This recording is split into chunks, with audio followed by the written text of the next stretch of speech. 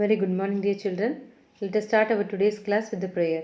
God, grant me the serenity to accept the things I cannot change, courage to change the things I can, and the wisdom to know the difference. Amen. Dear children, இன்றைக்கு காந்தவியல் மற்றும் மின்காந்தவியல் இயற்பியலில் 5வது பாடம் பார்க்க போகிறோம். ரொம்ப இன்ட்ரெஸ்டிங்கான பாடம் இது. பின்னாடி நீங்கள் ஹையர் செகண்டரி படிச்சிங்கனாலும் சயின்ஸ் குரூப் எடுத்து படிச்சிங்கன்னா கண்டினியூ ஆகும். அதனால் இந்த பேசிக் நல்லா புரிஞ்சு வச்சுக்கிட்டிங்கன்னா ரொம்ப நல்லாயிருக்கும். காந்தத்தை வச்சு நிறைய பேர் விளாண்டுருப்பீங்க. காந்தத்தை இரும்புக்கு பக்கத்தில் வைக்கும்போது அது ஈர்க்குதுன்றதை பார்த்துருப்பீங்க. காந்தங்கள் ஈர்க்கக்கூடிய தன்மையை பார்த்து நம்ம ரொம்பவே வியந்திருக்கோம். ஐன்ஸ்டீன் என்பவர் கூட தன்னோட குழந்தை பருவத்தில் காந்தங்களால் ஈர்க்கப்பட்டதாக கூறியிருக்காரு. முன்னாடி காலங்களில் காந்தங்கள் கப்பல்களில் பயன்படுத்தப்பட்டது. சீன மாலுமிகள் தான் முதல்ல கப்பல்களில் திசை காட்டும் கருவியாக காந்தத்தை பயன்படுத்தினாங்க. இப்படி பயன்படுத்தப்படுற காந்தங்களில் 2 வகை உண்டு. இயற்கை காந்தம், இன்னொன்று செயற்கை காந்தம். இயற்கை காந்தம் இயற்கையாகவே கிடைக்கக்கூடிய காந்தம் தான் இயற்கை காந்தம். 6th ஸ்டாண்டர்டில் எப்படி ஒரு பையன் அந்த காந்தத்தை கண்டுபிடிச்சான் அப்படின்றது உங்களுக்கு சொல்லியிருப்பாங்க இன்ட்ரோடக்ஷனில் 6th நீங்கள் படித்து வந்த பாடத்திட்டத்தில். அப்படி தான் இயற்கை காந்தம் இருக்கும். இயற்கையில் மணல் படிவுகளில் காணப்படும் மேக்னடைட் அப்படின்ற ஒரு காந்த கல் தான் வலிமையான இயற்கை காந்தம். இந்த இயற்கை காந்தத்தில் காந்த பண்பு நிலையானதாக இருக்கும். அது எப்பயுமே அழிக்கப்படாது. மேலேருந்து தூக்கி போட்டாலும் சரி, என்ன ஆனாலும் அழிக்கப்படாது. முன்னாடி இந்த காந்த கற்களை திசைக்காட்டிகளாக பயன்படுத்தினாங்க. பின்னாடி வர வர வர மனிதர்களால் செயற்கையாக காந்தங்கள் உருவாக்கப்பட்டது. அதை தான் நம்ம செயற்கை காந்தங்கள்னு சொல்கிறோம். இந்த செயற்கை காந்தங்கள் காந்தத்தை போலவே எல்லா பண்புகளும் இருக்கும், கடைகளில் கிடைக்கும். ஆனால் அதனுடைய காந்தத்தன்மை நிலையானதாக இருக்காது. அதை நம்ம தெரிஞ்சுக்கணும். இப்போ உன்னுடைய படம் காமிச்சிருக்காங்க. படத்தில் ஒரு காந்தம் ரெட் அண்ட் ப்ளூவில் காமிச்சிருக்கிறது காந்தம் சவுத் நார்த் குறிக்கப்பட்டிருக்கு. ரவுண்டாக ஒன்று காமிச்சிருக்காங்கல்ல, அது என்ன அப்படின்னா காந்த ஊசி பெட்டி. ஓகேவா? அப்போ இந்த காந்தங்கள் திசையை தெரிஞ்சுக்கிறது அந்த காந்த ஊசி பெட்டியை நம்ம என்ன செய்கிறோம் அப்படின்னா பயன்படுத்துகிறோம். காந்தங்கள் இரும்பை ஈர்க்குது அப்படின்ற நம்ம அந்த கூற்றிலேருந்து என்ன புரிஞ்சுக்கிறோம்? காந்தங்களுக்கு கண்ணுக்கு தெரியாத ஏதோ ஒரு விசை இருக்குது, அதை சுற்றி ஒரு புலம் இருக்குது. அப்போ அந்த கண்ணுக்கு தெரியாத ஒரு ஈர்ப்பு விசையோ அல்லது விலக்கு விசையோ அந்த காந்தத்தை சுற்றி இருக்கும். அந்த இடத்தை தான் நம்ம காந்த புலம் அப்படின்னு சொல்லிட்டு சொல்கிறோம். அதை பி அப்படின்ற குறியீட்டால் குறிப்போம். அதனுடைய அலகு டெஸ்லா. பின்ற குறியீட்டால் குறிப்போம். அதனுடைய அலகு டெஸ்லா. காந்த புலத்தில் ஒரு சிறிய திசை காட்டியை வைக்கிறதன் மூலமாக இந்த காந்தத்தை சுற்றி இருக்கிற காந்தப்புலத்தினுடைய திசையை நம்ம தெரிந்து கொள்ளலாம். இது எப்படின்னு நீங்கள் 10th ஸ்டாண்டர்டில் படிப்பீங்க. காந்தப்புலம் காற்றில் மட்டும் இல்லாமல் எல்லா வகையான பொருட்கள்லையுமே ஊடுருவி செல்லக்கூடியது. கொஞ்சம் தின்னாக இருக்கணும். திக்காக இருந்தால் அதால் ஊடுருவ முடியாது. தின்னாக இருக்கக்கூடிய எல்லா பொருட்கள்லையுமே அது ஊடுருவும். பூமி அதன் காந்தப்புலத்தை அதுவாகவே உருவாக்கும். இது சூரியனின் சூரிய காற்றிலிருந்து பூமியின் ஓசோன் அடுக்கை பாதுகாக்குது. திசை காட்டி மூலம் கடல் வழி பயணத்திற்கு அவசியமாகிறது. இருக்கிறதுலேயே பெரிய காந்தம் எது? நம்ம பூமி தான். அடுத்தது காந்த விசை கோடுகள். காந்த விசை கோடுகள்னால் காந்தத்தை சுற்றி இப்படி கோடு இருக்காது. நம்மளே வரைகிற ஒரு கற்பனையான வளைகோடு தான் காந்த விசை கோடுகள். காந்த விசை கோடுகள் எப்பயுமே வட துருவத்தில் தொடங்கி தென் துருவத்தில் முடிவடையும். வட துருவத்தில் தொடங்கி தென் துருவத்தில் முடிவடையும். காந்தத்துக்கு வெளியில். காந்தத்துக்கு உள்ள தென் துருவத்தில் தொடங்கி வட துருவத்தில் முடிவடையும். காந்தப்புல கோடுகள் காந்தத்தை சுற்றி வரையப்பட்ட ஒரு கற்பனையான வளைகோடுகள். சரிங்களா? அடுத்தது காந்த பாயம் அப்படின்ற ஒன்றை பற்றி பார்க்க போகிறோம். காந்த விசை கோடுகளோட பண்புகளை நீங்கள் படிப்பீங்க. காந்த பாயம்ன்றது ஒரு குறிப்பிட்ட பரப்பின் வழியாக கடந்து செல்லும் காந்த விசை கோடுகளின் எண்ணிக்கை. அப்போ இங்கே கோடுகள் இருக்குது. கோடு மட்டும்தான் அவன் புக்கில் காமிச்சிருக்காங்க. இந்த சர்க்கிளாக வரைஞ்சிருக்கிறது எது அப்படின்னா அது ஒரு குறிப்பிட்ட பரப்பு. அது காந்தம் கிடையாது. அந்த கோடு இருக்குது அப்படின்னா அந்த கோடுன்றது காந்த புலத்தை குறிப்பதாக இருந்தால் கொஞ்சம் தள்ளி என்ன இருக்குன்னு அர்த்தம்? காந்தம் இருக்குன்னு அர்த்தம். ஓகேவா? அப்போ இந்த காந்த பாயம்ன்றது அந்த குறிப்பிட்ட ஒரு பரப்பின் வழியாக கடந்து செல்லக்கூடிய காந்த புல கோடுகளினுடைய எண்ணிக்கை. அதை ஃபை அப்படின்ற குறியீடால் குறிப்போம். அதனுடைய அலகு வெபர். காந்த விசை கோடுகளுக்கு செங்குத்தாக அமைந்த ஓரலகு பரப்பை கடந்து செல்லும் காந்த விசை கோடுகளின் எண்ணிக்கை அதனுடைய காந்த பாய அடர்த்தி அப்படின்னு அழைக்கப்படுகிறது. இதனுடைய அலகு weber metre power +2, weber metre power -2 அல்லது வெபர் பை மீட்டர் ஸ்கொயர் அப்படின்னு சொல்லலாம். காந்த விசை கோடுகளோட பண்புகள் படிப்போம்னு சொன்னோம் இல்லையா, அதை கொடுத்துருக்காங்க. காந்த விசை கோடுகள் காந்தத்தின் உட்புறம் ஊடுருவி செல்லும் தொடர் வளைகோடு. வெளியில் இருக்க கோடு தான் நீங்கள் படத்தில் பார்த்துருப்பீங்க. அதோட கண்டினியூஷனாக எப்படி இருக்கும் அப்படின்னா சவுத்துலேருந்து நார்த்துக்கு கோடு கண்டினியூ ஆகும். ஒரு மூடிய வளைகோடு தான் அது, திறந்த கோடு கிடையாது. காந்த விசை கோடுகள் வட துருவத்தில் தொடங்கி தென் துருவத்தில் முடிவடையும். காந்த விசை கோடுகள் ஒருபோதும் ஒன்றை ஒன்று வெட்டி கொள்ளாது. நீங்கள் படம் காந்த விசை கோடுகள் சின்ன வயசில் வரைய சொன்னோம் அப்படின்னா ஒன்று மேலே ஒன்று ஓவர்லேப் ஆகிற மாதிரி வரைஞ்சிருப்பீங்க. அப்படி வரையக்கூடாது. எப்பயும் காந்த விசை கோடு ஒன்றை ஒன்று வெட்டி கொள்ளாது. காந்தத்தின் நடுப்பகுதியை விட துருவங்களில் தான் வலிமை அதிகமாக இருக்கும். உங்கள் கையில் இந்த மாதிரி ஒரு ரெக்டாங்குலர் காந்தம் கிடச்சிச்சின்னா நீங்கள் மணலில் புரட்டி இரும்பு துருவல்களை அதை அட்ராக்ட் பண்ணுறதை பார்த்தீங்கன்னா முனைகளில் தான் நிறைய இரும்பு துருவல்கள் ஒட்டிகிட்ருக்கும். நடுவில் எல்லாம் பேருக்கு லைட்டாக அங்கே ஒட்டிகிட்ருக்கும். முனைகளில் தான் வலிமை ஜாஸ்தி. காந்த விசை கோடு வளைகோடு இல்லையா, அந்த வளைகோட்டின் எந்த ஒரு புள்ளியிலும் வரையப்படும் தொடுகோணானது காந்தபுலத்தினுடைய திசையை குறிக்கக்கூடியதாக இருக்கும். அடுத்ததாக மின்னோட்டத்தின் காந்த விளைவு. காந்தம் மட்டும்தான் நம்ம தனியாக பார்த்தோம். மின்னோட்டம் தனி பாடமாக படிச்சிருக்கோம். என்னடா காந்தவியல் பாடத்தில் மின்னோட்டம் வருது அப்படின்னு யோசிக்கக்கூடாது. ரெண்டுக்கும் உள்ள தொடர்பை தான் நம்ம தொடர்ச்சியாக பார்க்க போகிறோம். 1820 ஆண்டில் ஏப்ரல் மாதம் 21ஆம் தேதி ஹென்ஸ் கிறிஸ்டியன் ஒயர்ஸ்டட் அப்படின்ற ஒரு டேனிஷ் சயின்டிஸ்ட் ஸ்டூடெண்ட்ஸ்க்கு பாடம் நடத்திட்டு இருக்காரு. ஒரு எலக்ட்ரிக் சர்க்கியூட்டை வச்சு எக்ஸ்பிளைன் பண்ணிட்டு இருக்காரு. அப்போ ஏதோ ஒன்று எக்ஸ்பிளைன் பண்ணுறதுக்காக கூடவே ஒரு காந்த ஊசி பெட்டியையும் கொண்டு போயிருக்காரு. எப்பெல்லாம் அந்த எலக்ட்ரிக் சர்க்கியூட்டை ஆன் பண்ணுறாரோ அப்பெல்லாம் காந்த ஊசி பெட்டியில் காந்த ஊசி விலகல் அடைஞ்சிருக்கு. தொடர்ந்து சர்க்கியூட் வேலை செஞ்சுட்டு இருக்கும்போது எந்த ரியாக்ஷனும் இல்லை. திரும்ப சர்க்கியூட் ஆஃப் பண்ணும்போது அகெயின் அந்த காந்த ஊசியில் ஒரு விலகல். இது தன்னிச்சையாக நடந்ததாக அவர் நினைக்கல. இதில் ஏதோ ஒரு தொடர்பு இருக்குன்றதை அவர் புரிஞ்சுக்கிறாரு. திரும்ப திரும்ப இதை செஞ்சு பார்க்கும்போது பல்வேறு ஆய்வுகள் செஞ்சு அவர் ஒரு முடிவுக்கு வர்றார். அதன் அடிப்படையில் தான் இந்த படங்கள் காமிச்சிருக்காங்க. இந்த படத்தில் பார்த்தீங்க அப்படின்னா ஒரு பேட்ரி இருக்குது, ஒரு ஸ்விட்ச் இருக்குது. பேட்ரி பெரிய கோடு சின்ன கோடு கொடுத்துருக்காங்கல்ல ரெட் கலரில், அதுதான் எனது பேட்ரி இது. ஆமாம், அதுலேயே பார்த்தீங்கன்னா 2 சர்க்கிள் கொடுத்துருப்பாங்க. திசை காட்டி பி, திசை காட்டி ஏ அப்படின்னு கொடுத்துருக்காங்க இல்லையா, அதான் காந்த ஊசி பெட்டி. ஏன்னா காந்த ஊசி பெட்டி பூமியினுடைய வடக்கு. சும்மா நீங்கள் ஒரு காந்த ஊசி பெட்டி டேபிள் மேலே வச்சிங்கன்னா என்ன ஆகும், அதில் உள்ள காந்த ஊசி பூமியினுடைய வடக்கு தெற்கு திசையை காட்டி நிற்கும். நீ எப்படி திருப்பி வச்சனாலும் அது ரொட்டேட் ஆகி காந்த ஊசி கடைசியாக நிற்கிற டைரக்ஷன் ஏர்த்தோட நார்த் அண்ட் சவுத். அப்போ இந்த சர்க்கியூட்டை கனெக்ட் பண்ணியாச்சு. அதில் இந்த காந்த ஊசி பெட்டியையும் கனெக்ட் பண்ணியாச்சு. அப்படி வைக்கும்போது என்ன ஆகுது, சர்க்கியூட்டில் ஆனோ ஆஃபோ பண்ணலன்னும் போது காந்த ஊசி இயல்பாக வடக்கு தெற்கு திசையை காட்டி நிற்குது. ஆனால் சர்க்கியூட் ஆன் பண்ணும்போது மேலே இருக்கிறது கிழக்கு திசையையும், பி பெட்டி எதை காட்டுதுன்னா மேற்கு திசையும் காட்டுது. ஏ பெட்டி கிழக்கு திசையும், பி பெட்டி மேற்கு திசையும் காட்டுது. அப்போது இந்த கடத்தியின் வழியாக மின்னோட்டம் பாயும் போது அதை சுற்றி ஒரு காந்தப்புலம் உருவாகுது. அந்த காந்தப்புலத்தால் காந்த ஊசி பெட்டி அஃபெக்ட் ஆகுது. அதனால அது புதிதாக அதன் அருகே உருவான காந்தப்புலத்தை காட்டுது. அதுதான் கிழக்கு மேற்கு அப்படின்றத அவர் புரிஞ்சுக்கிறாரு. ஸோ வலக்கை விதி, பெருவிரல் விதி அப்படின்னு ஒரு விதி இருக்குது. அந்த விதியை பயன்படுத்தி மின்னோட்டம் பாயும் மின்கடத்தியை சுற்றியுள்ள காந்த விசை கோடுகளோட திசையை எளிதாக தெரிஞ்சு கொள்ள முடியும். பெருவிரல் மேல் நோக்கிய நிலையில் இருக்கும்படி வச்சுக்கணும். உங்கள் வலது கையில் 3 விரலையும் ஒன்றுக்கொன்று செங்குத்தாக, எது ஆள்காட்டி விரல், நடுவிரல் 3ஐயும் ஒன்றுக்கொன்று செங்குத்தாக பிடிச்சு கொள்ளணும். மின்னோட்டத்தின் திசையானது பெருவிரலை நோக்கி இருந்துச்சுன்னா காந்த விசை கோடுகள் உங்களுடைய மற்ற 4 திசைகளின் 4 விரல்களோட திசையில் இருக்கும். இதுலேருந்து காந்தப்புலமானது எப்போதும் மின்சாரம் பாயும் திசைக்கு செங்குத்தாக இருக்கும் அப்படின்றத நம்ம தெரிஞ்சுக்கணும். இந்த மின்னோட்டம் பாயும் கம்பியால் உருவாகும் காந்தப்புலத்தினுடைய வலிமை எவற்றை சார்ந்தது? கம்பியின் மின்னோட்டம், கம்பியிலிருந்து புள்ளியின் தூரம், கம்பியில் இருந்து புள்ளியின் திசை அமைப்பு, ஊடகத்தில் காந்தத்தின் இயல்பு, இதெல்லாம் சார்ந்திருக்கும். இந்த காந்த விசை கோடுகள் மின்கம்பிக்கு அருகில் வைக்கும்போது வலிமையாக இருக்கும்.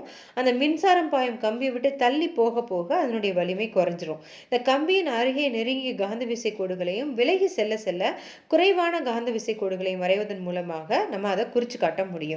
அடுத்ததாக காந்த புலத்தில் வைக்கப்பட்ட கடத்தி உருவாகும் விசையை பற்றி பார்க்க போகிறோம்.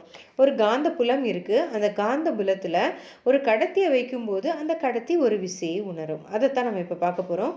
காந்தப்புலத்தில் காந்தப்புல இல்லாத, காந்தப்புல திசை அல்லாத வேறொரு திசையில் ஒரு நகரும் மின்னோட்டமானது ஒரு விசையை உணர்கிறது என்பதை H.A. லாரன்ஸ் அப்படின்றவர் கண்டுபிடிக்கிறாரு. இந்த விசைக்கு பேர் அவர் பேரே கொடுத்துட்டாங்க, காந்தவியல் லாரன்ஸ் விசை அப்படின்னு சொல்லிட்டு இந்த விசையை சொல்லலாம். 1821ஆம் ஆண்டில் மைக்கேல் ஃபாரடே அப்படின்ற சயின்டிஸ்ட்டும் ஒரு காந்தப்புலத்தில் ஒரு மின் கம்பி வைக்கப்படும் போது மின்னோட்டம் பாயும் கடத்தியும் விலகமடையும் அப்படின்றத கண்டுபிடிக்கிறாரு. நிரந்தர காந்தத்தில் காந்தப்புலமும் மின்னோட்டம் பாயும் கடத்தியால் உருவாக்கப்படும் காந்தப்புலமும் செயல்புரிந்து மின் கடத்தி ஒரு விசையை உருவாக்கும். மின்சாரம் அந்த கம்பியில் ஒரு கரண்ட் பாயிறதுனால ஒரு காந்தப்புலம் இருக்கும். காந்தத்துக்கு நடுவில் நம்ம அந்த கம்பியை வச்சுருக்கிறோம். அப்போ காந்தத்துக்குன்னு ஒரு காந்தப்புலம் இருக்கும். இந்த 2 காந்தப்புலங்களின் விளைவினால் கம்பி ஒரு விசையை உணரும் அப்படின்றது தான் இந்த ஃபாரடே அப்படின்ற சயின்டிஸ்ட் கண்டுபிடிச்ச ஒரு ரிசல்ட்டு. அப்போ இது மின்னோட்டத்தினுடைய திசைக்கு செங்குத்தாக அந்த இன்ட்டு மார்க் காமிச்சிருக்காங்க இல்லையா அவனுடைய படத்தில், அது புக்குக்கு உள்ளே நோக்கி காந்தப்புலம் போகிறத காட்டக்கூடியது. இந்த விசையினுடைய மதிப்பு என்னவாக இருக்கும் அப்படின்னா F is equal to I into LP அப்படின்னு இருக்கும். இதோட ஆக்சுவல் ஃபார்முலா எல் இன்ட்டு ஐ கிராஸ் பி. கிராஸ் அப்படின்னா அது வெக்டர் மல்டிப்ளிகேஷன். வெக்டர் மல்டிப்ளிகேஷனாக என்ன, அதில் திசை அமைப்பும் இருக்கும் அப்படின்றது அர்த்தம். அப்போ இதுலேருந்து நம்ம என்ன தெரிஞ்சுக்கிறோம், மின்னோட்ட பாயும் காந்தப்புலத்திற்கு இடையில் உள்ள சாய்வு, நம்ம என்ன ஆங்கிளில் நம்ம இந்த கடத்தியை வைக்கிறோம் அப்படின்றத பொறுத்தும் விசை அமையும். அதாவது கடத்தி காந்தப்புலத்திற்கு செங்குத்தாக இருந்துச்சுன்னா விசை பெருமமாக இருக்கும், அதிகபட்சமாக இருக்கும். காந்தப்புலத்திற்கு இணையாக இருந்துச்சுன்னா எந்த விசையும் உணராது, விசை 0வாக இருக்கும். அதுதான் இந்த ஐ கிராஸ் பி, இந்த கிராஸ் வெக்டர் மல்டிப்ளிகேஷன் நமக்கு காட்டுறது. இப்போ நம்ம ஃப்ளெமிங்கினுடைய இடக்கை விதியை பார்க்க போகிறோம். இடது கரத்தினுடைய பெருவிரல், ஆள்காட்டி விரல், நடுவிரல் இது மூன்றையும் ஒன்றுக்கொன்று செங்குத்தாக வைக்கணும், படத்தில் காமிச்சிருக்க மாதிரி. அப்படி வைக்கும்போது மின்னோட்டத்தின் திசையை நடுவிரலும் சுட்டு விரல் காந்தப்புலத்தின் திசையும் குறித்தால் பெருவிரல் கடத்தி இயங்கும் திசையை குறிக்கும். கணக்கீடுகள் உனக்கு கொடுத்துருக்காங்க, நான் சொன்ன மாதிரி தனியாக போடுறேன். மின்னோட்டம் பாயும் இரு இணையாக வைக்கப்பட்ட கடத்திகளுக்கு இடையேயான விசை. ஒரு மின் கடத்தியை சுற்றி காந்தப்புலம் உண்டு அப்படின்றத நம்ம இப்போ படிச்சிட்டோம். ஒரு மின்சாரம் பாயுதுன்னா மின்சாரம் மட்டும் இல்லை, மின்புலம் மட்டும் இல்லை, அதை சுற்றி காந்தப்புலமும் இருக்குன்றதை நம்ம படிச்சிட்டோம். ஒரு மின்கடத்தியின் அருகே மற்றொரு மின்கடத்தியை நான் கொண்டு வந்து வைக்கிறேன். அப்போ என்ன ஆகும், முதல் மின்கடத்தியை சுற்றி ஒரு காந்தப்புலம் இருக்கும், ஏன்னா அதில் மின்சாரம் பாயுது. ரெண்டாவது மின்கடத்தியை சுற்றியும் ஒரு காந்தப்புலம் இருக்கும், ஏன்னா அதுலேயும் மின்சாரம் பாயுது. ரெண்டுத்துலேயும் பாயிற மின்சாரத்தினுடைய திசையை பொறுத்து ஒரு விசை உருவாகும். அதுபோல் முதல் மின்கடத்தி ரெண்டாவது மேலே ஒரு விசையை செலுத்தும், ரெண்டாவது மின்கடத்தி முதல் இதன் மேலே ஒரு விசையை செலுத்தும். இந்த இரு விசைகளும் ஒரே மதிப்பை கொண்டிருந்தாலும் மாறுபட்ட திசையில் இருக்கும். அப்போ ஃப்ளெமிங்கினோட இடக்கை விதியை பயன்படுத்தி 2 கடத்திகளிலும் ஒரே திசையில் மின்னோட்டம் பாயுமானால் 2 கடத்திகள் மீது செயல்படும் விசைகளும் ஒன்றை ஒன்று நோக்கி செயல்படும். அப்படியானால் அவற்றுக்கிடையே உருவாகும் விசை கவர்ச்சி விசையாக இருக்கும். ஆனால் 2 கடத்திகளும் எதிரெதிர் திசையில் மின்னோட்டம் பாயுமானால் 2 கடத்திகள் மீது செயல்படும் விசை ஒன்றுக்கொன்று விலக்கு விசையாக இருக்கும். ஓகேவா? அடுத்தது மின்னோட்டம் மற்றும் காந்தவியலுக்கு இடையிலான தொடர்பு. நான் ஆல்ரெடி சொன்ன மாதிரி மின்னோட்டம் தனி, காந்தவியல் தனி அப்படின்ற கருத்து தான் ஆரம்பத்தில் இருந்தது. 18ஆம் நூற்றாண்டு முன்பு வரை மக்கள் மின்னியல் மற்றும் காந்தவியலை தனித்தனி பிரிவுகளாக பிரித்தாங்க. என்னைக்கு வயர்ஸ்டட் ஒரு பரிசோதனை செஞ்சு மின்னியலுக்கும் காந்தவியலுக்கும் ஒரு தொடர்பு இருக்குன்னு கண்டுபிடிச்சாரோ அதன் பிறகு மின்காந்தவியல் அப்படின்றது ஒரு தனி பாடமாக உருவாச்சு. அதன் பிறகு உருவான எவல்யூஷன் எல்லாத்தையுமே நம்ம இப்போ பார்த்தோம். எப்படி கடத்தி விசையை உணர்ந்து 2 கடத்திகள் மின்சாரம் பாயிறது பக்கத்தில் இருந்தால் என்ன ஆகும், இதெல்லாம் நம்ம பார்த்தோம். அடுத்தது இதோட மிக முக்கியமான அப்ளிகேஷன் மின் மோட்டார் பற்றி பார்க்க போகிறோம். மின் மோட்டார் மிக முக்கியமான கேள்வி, அதனால் இதை ஃபுல்லாக உங்களுக்கு எக்ஸ்பிளைன் பண்ணுறேன், கவனிங்க. மின் ஆற்றலை இயந்திர ஆற்றலாக மாற்றும் கருவியே மின் மோட்டார். நவீன வாழ்க்கையில் மின்சார மோட்டார்கள் முக்கியமானது. அது தண்ணீர் பம்பு, மின் விசிறி, சலவை இயந்திரம், சாறு பிழியும் கருவி, மாவரைக்கும் இயந்திரம் முதலியவற்றில் பயன்படுகிறது. ஒரு காந்தப்புலத்தில் வைக்கப்படும் ஒரு கடத்தியின் ஒரு விசையானது செயல்பட்டு கடத்தியை இயங்க செய்யுது அப்படின்னு நமக்கு தெரியும். இதுதான் மின் மோட்டாரோட தத்துவம். ஒரு மோட்டார் எவ்வாறு இயங்குகிறது என்பதை புரிந்து கொள்வதற்கு ஒரு நிலையான காந்தப்புலத்தின் உள்ளே வைக்கப்படும் மின் சுருள் ஒன்றின் மீது திருப்பு விளைவு எவ்வாறு ஏற்படுகிறது என்பதை நாம் புரிந்து கொள்ள வேண்டும். படத்தை நல்லா பாருங்க. 5.1.2 நான் காமிக்கிறதுல 5.1.2 ஓகேவா? 5.1.3 படத்தை தான் இப்போ எக்ஸ்பிளைன் பண்ணுறாங்க. பார்ப்போம் நல்லா. ஒரு எளிய கம்பிச்சுருள் ஒரு காந்தத்தின் இரு துருவங்களுக்கு நடுவே பின்னு குறிச்சிருக்கிறாங்க இல்லையா, அந்த ஸ்கொயராக இருக்கு இல்லையா, அதுதான் கம்பிச்சுருள். ஏபி என்னும் பிரிவை பாருங்கள். மின்னோட்டத்தின் திசையை பியை நோக்கி செல்கிறது மின்னோட்டத்தின் திசை. ஆனால் கடத்தியின் பிரிவு சிடியில் மின்னோட்டத்தின் திசை எதிராக இருக்கும். கடத்தி பிரிவு ஏபியிலும் சிடியிலும் மின்னோட்டம் எதிரெதிர் திசையால் செல்வதால் ஃப்ளெமிங்கின் இடக்கை விதிப்படி அவற்றின் இயக்க திசைகளும் எதிரெதிராக இருக்கும். கம்பிச்சுருளின் மின்முனைகளிலும் விசையானது எதிரெதிர் திசைகளில் இருப்பதால் அவை சுழல்கின்றன. மின்னோட்டம் ஏபிசிடி வழியாக இருந்தால் கம்பிச்சுருள் முதலில் கடிகார திசையிலும் கிளாக்வைஸ் டைரக்ஷன், பின் எதிர் திசையிலும் சுழலும். கம்பிச்சுருள் ஒரே திசையில், அதாவது கடிகார திசையில் இயங்க வேண்டுமானால் மின்னோட்டமானது சுழற்சியின் முதல் பாதியில் ஏபிசிடி வழியாகவும் இரண்டாவது பாதியில் டிசிபிஏ வழியாகவும் மின்னோட்டம் பாயணும். மின்னோட்டத்தின் திசையை மாற்ற பிளவு வளைய திசை மாற்றி அப்படின்னு ஒரு சிறிய கருவியை பயன்படுத்துகிறோம். பிளவு வளையத்தில் உள்ள இடைவெளியானது முனையம் எக்ஸ் மற்றும் ஒய்வுடன் இணைந்திருக்கும் போது சுருளில் மின்னோட்டம் இருப்பதில்லை. ஆனால் சுருள் நகர்வதால் அது தொடர்ந்து முன்னோக்கி நகர்ந்து இரு பிளவு வளையங்களில் ஏதாவது ஒன்று கார்பன் தூரிகைகள் எக்ஸ் மற்றும் ஒய்யுடன் தொடர்பு கொள்ளும். இந்த மின்னோட்ட திருப்புதல் ஒவ்வொரு அரை சுற்றிலும் நிகழ்ந்து கம்பிச்சுருளில் தொடர்ச்சியான சுழற்சியை ஏற்படுத்தும். கம்பிச்சுருளின் வேகம் எவ்வாறு நம்ம இந்த கம்பிச்சுருளின் வேகத்தை அதிகரிக்கலாம்? ஏன்னா வேகம் அதிகரிக்கும் போது தான் அதிக அளவு மின்சாரத்தை நம்மளால் உற்பத்தி செய்ய முடியும். கம்பிச்சுருளில் உள்ள அதிக அளவு மின் மோட்டாரினுடைய எஃபிஷியன்சி அதிகமாக இருக்கும். கம்பிச்சுருளில் உள்ள மின்னோட்டத்தின் வலிமையை அதிகப்படுத்துதல், கம்பிச்சுருளின் எண்ணிக்கையை அதிகரித்தல், கம்பிச்சுருளின் பரப்பளவை அதிகரித்தல், காந்தப்புலத்தின் வலிமையை அதிகரித்தல், இவற்றின் மூலமாக நம்ம இந்த மின் மோட்டாரினுடைய எஃபிஷியன்சியை அதிகப்படுத்த முடியும். அடுத்தது மின்காந்த தூண்டல். மின்னோட்டம் பாயும் கம்பியை சுற்றி காந்தப்புலம் உருவாகுதுன்னு வயர்ஸ்டட் கண்டுபிடிச்சாரு. அப்படி இதுக்கு தலைகீழான ரிவர்ஸ் ப்ராசஸ் நடக்குமா? ஏன்னா நேச்சர் அப்படி தான், ரிவர்ஸ் ப்ராசஸ் கண்டிப்பாக எல்லாத்துலேயுமே இருக்கும். அப்போ 1831 கடத்தியுடன் இணைந்து காந்தப்பாயம் மாறும்போது கடத்தி வழியாக ஒரு மின்னியக்கு விசை உற்பத்தி செய்ய முடியும் அப்படின்றத மைக்கேல் ஃபாரடே எக்ஸ்பிளைன் பண்ணுறார். அதாவது எந்த பேட்டரியுமே எந்த எலக்ட்ரிக் சோர்ஸுமே இல்லாமல் நம்மளால் என்ன செய்ய முடியும் அப்படின்னா காந்தப்புலத்தை உருவாக்க முடியுமா அப்படின்றது தான் கேள்வி. ஓகேவா? அதை எவ்வாறு உருவாக்கலாம்? சோதனை 1. இந்த சோதனையில் இரு கம்பிச்சுருள்கள் ஒரு தேனிரும்பு வளையத்தின் மீது சுற்றி வைக்கப்பட்டிருக்கு. படத்தை நல்லா பாருங்கள், உங்களுக்கு புரியும். 2 கம்பிச்சுருள் ஒரு தேனிரும்பு வளையத்தின் மீது சுற்றி வைக்கப்பட்டிருக்கு. இடது பக்கத்தில் சுருளுடன் ஒரு மின்கலம் கீழே இருக்கிறதுல பார்த்தீங்கன்னா ஒரு பேட்டரி சிம்பிள் இருக்கும், ஒரு சாவி இருக்கும். மேலே பேட்டரி சிம்பிளே இருக்காது, அதில் ஒன்றுமே கிடையாது. ஆனால் அந்த சர்க்கியூட்டில் நம்ம கரண்ட்டை பாஸ் பண்ண வைக்க போகிறோம். அதுதான் ஃபாரடேயோட சோதனை. எப்படி?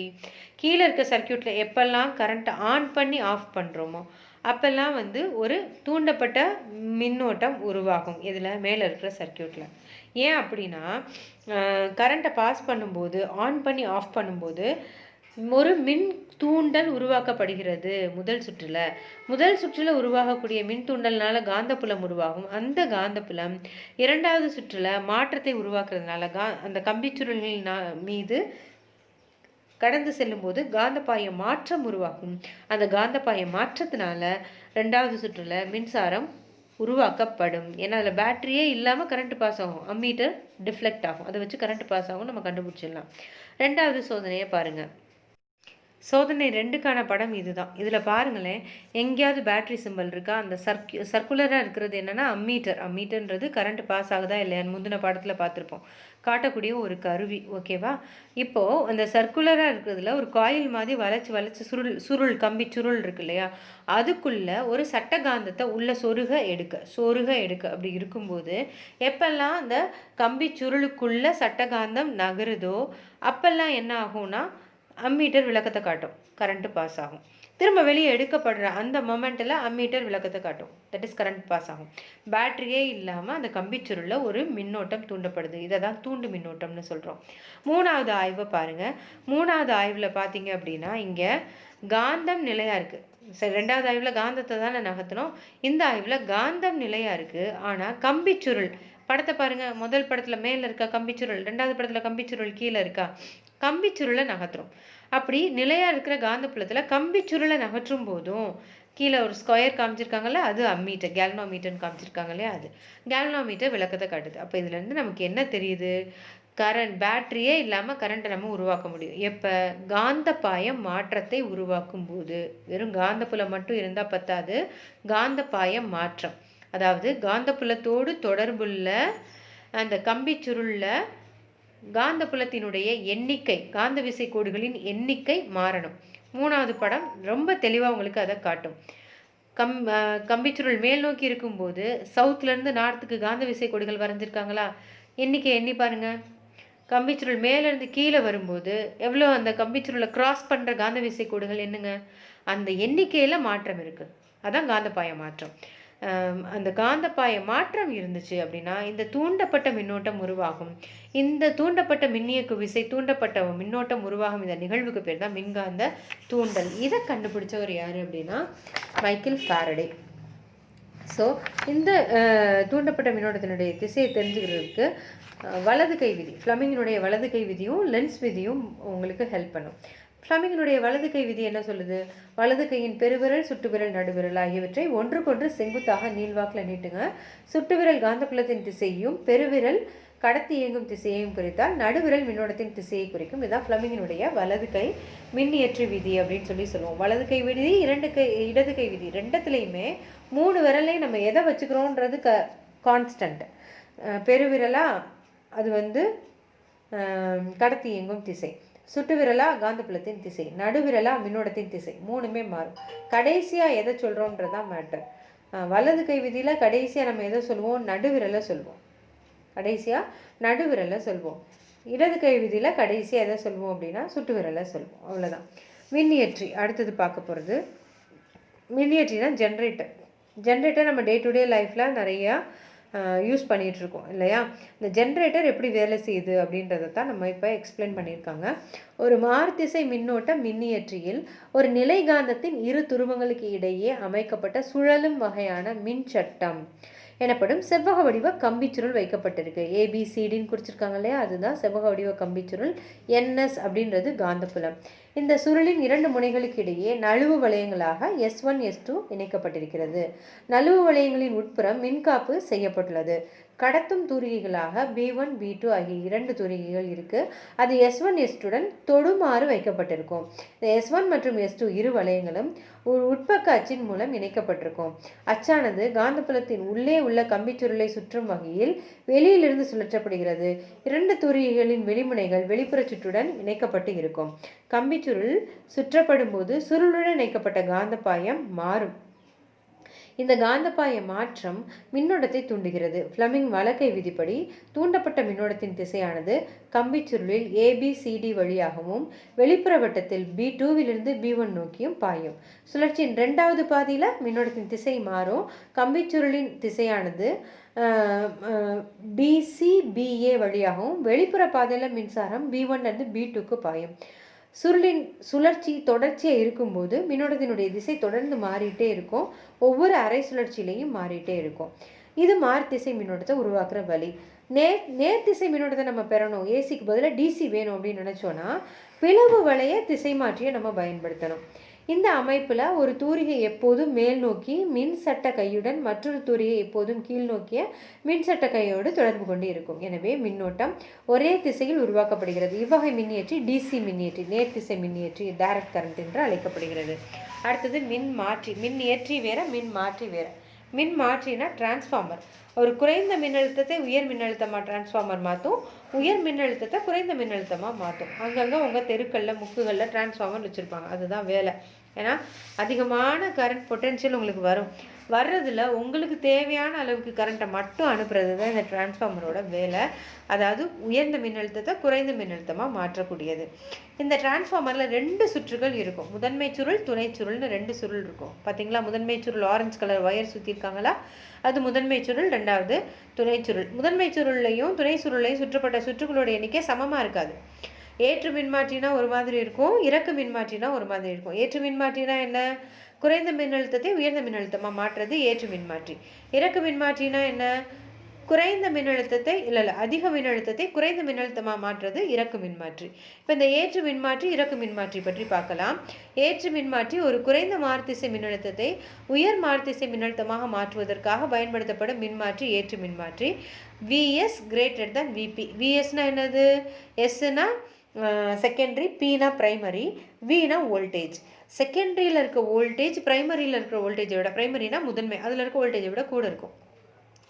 ஒரு ஏற்று மின்மாற்றியில் முதன்மை சுருள்களில் உள்ள சுருள்களின் கம்பி சுருள்களோட எண்ணிக்கையை விட துணை சுருளில் உள்ள கம்பி சுருள்களின் எண்ணிக்கை அதிகமாக இருக்கும்.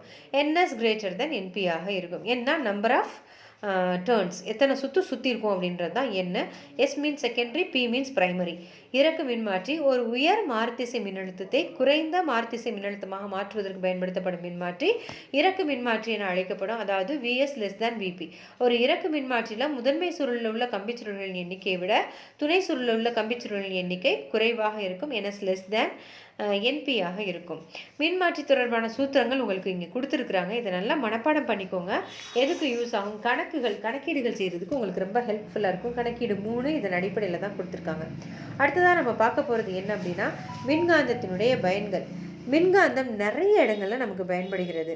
பொறியியலில், மின்காந்தவியலில் பெரும் புரட்சியை இந்த மின்காந்தம் ஏற்படுத்தியிருக்கு. மருத்துவம், தொழிற்சாலை, வானியல் இப்படி எல்லா துறைகள்லையுமே மின்காந்த கண்டுபிடிப்புக்கு பிறகு பெரிய பெரிய மாற்றங்கள் உருவானது. முதல்ல ஒலிபெருக்கி ரொம்ப பேசிக்காக இருக்குது. ஒலிபெருக்கிக்கு உள்ளே ஒரு நிலையான காந்தத்தின் முன் மின்காந்தம் இருக்கும். நிலைகாந்தம் அசையாமல் இருக்கும். மின்காந்தம் நகரக்கூடியதாக இருக்கும். மின்காந்த சுள்ளின் வழியாக மின்சார துடிப்புகள் கடந்து செல்லும் போது அதன் காந்தப்புல திசை வேகமாக மாறும். இது நிலைகாந்தத்தால் ஈர்க்கப்பட்டும் விலக்கப்பட்டும் முன்பின் நகர்றதுனால அதிர்வடையும்.